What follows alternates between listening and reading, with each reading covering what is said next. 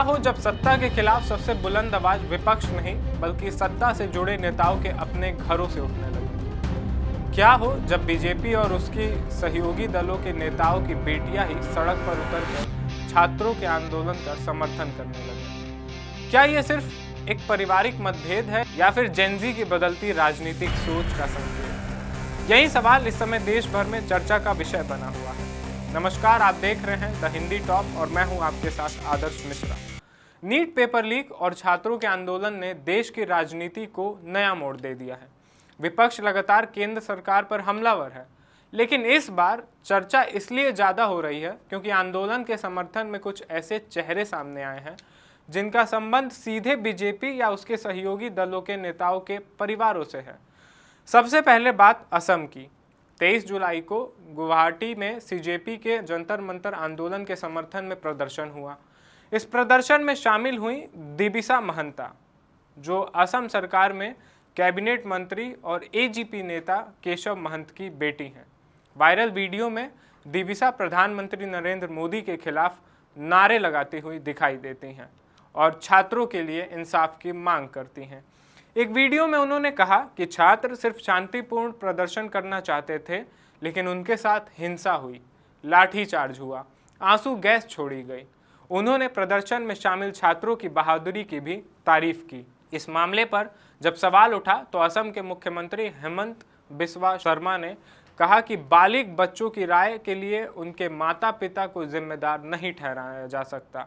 उन्होंने कहा कि अगर उनका खुद का भी बेटा भविष्य में उनसे असहमत हो जाता है तो इसमें हैरानी नहीं होनी चाहिए। हालांकि उन्होंने ये भी कहा कि मोदी जी के खिलाफ दिए गए बयान से उन्हें दुख हुआ थोड़ा। अब चलते हैं ओडिशा।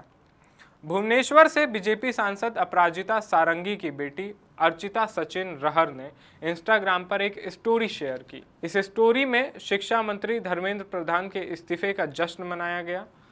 बाद में उन्होंने एक और पोस्ट में लिखा कि अगर उनकी मां के दफ्तर से कोई पोस्ट हटाने के लिए कहेगा तो भी वह ये पोस्ट नहीं हटाएंगी। हालांकि कुछ समय बाद ये पोस्ट हटा दी गई। अपराजिता सारंगी ने बाद में सफाई देते हुए कहा कि उनकी बेटी ने ये पोस्ट दोस्तों के साथ मिलकर अनजाने में डाल दी थी। जब उन्होंने बात की तो बेटी को अपनी गलती का एहसास हुआ और उसने पोस्ट हटा दी। सांसद ने यह भी कहा कि उनकी बेटी जेनजी की है और युवा सोच के साथ कई बार ऐसी चीज़ें हो जाती हैं।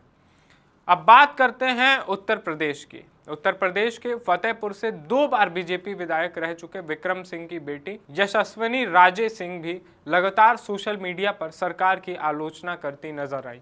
उन्होंने सीजेपी से जुड़े कई पोस्ट शेयर किए और पेपर लीक के मुद्दे पर केंद्र सरकार की आलोचना करने वाले पोस्ट भी रीपोस्ट किए।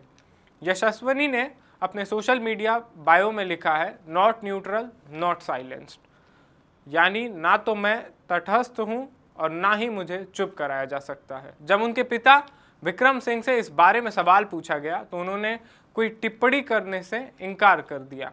अब सवाल ये उठ रहा है कि क्या ये सिर्फ कुछ परिवारों की निजी राय है या फिर देश की नई पीढ़ी राजनीति को अलग नजरिए से देख रही है। जेनजी यानी 1997 से 2012 के बीच जन्मी पीढ़ी सोशल मीडिया पर काफ़ी सक्रिय है। ये पीढ़ी राजनीतिक दलों से ज़्यादा मुद्दों पर अपनी राय रखने में विश्वास करती है।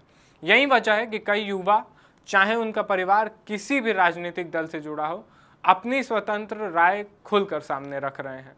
लेकिन दूसरी तरफ ये भी सच है कि किसी भी लोकतंत्र में बालिग नागरिकों को अपनी राय रखने का अधिकार है। किसी नेता के बेटे या बेटी की व्यक्तिगत राय को उस नेता की आधिकारिक राजनीतिक स्थिति मान लेना भी उचित नहीं माना जाता। यही कारण है कि असम के मुख्यमंत्री हेमंत बिस्वा शर्मा ने भी कहा कि बड़े हो चुके बच्चों के विचारों के लिए उनके माता पिता को जिम्मेदार नहीं ठहराना चाहिए। अब ये मामला केवल एक राजनीतिक विवाद नहीं रहा, ये उस पीढ़ी की सोच को भी दिखाता है जो सोशल मीडिया के दौर में अपने परिवार की राजनीतिक पहचान के से अलग अपनी राय रखने में विश्वास रखती है। आने वाले समय में ये देखना दिलचस्प होगा कि क्या ये सिर्फ कुछ युवाओं की व्यक्तिगत आवाज़ है या फिर भारतीय राजनीति में जेनजी की बदलती भूमिका का संकेत। आपकी क्या राय है? क्या नेताओं के बच्चों की राजनीतिक राय को पूरी तरीके से व्यक्तिगत माना जाना चाहिए या इसका राजनीतिक असर भी पड़ता है? अपनी राय कमेंट बॉक्स में हमें ज़रूर लिखें और वीडियो पसंद आया हो तो लाइक और शेयर करें। द हिंदी टॉप को सब्सक्राइब करना ना भूलें और सोशल मीडिया प्लेटफॉर्म्स जैसे कि एक्स, इंस्टाग्राम और फेसबुक पर भी द हिंदी टॉप को फॉलो करें।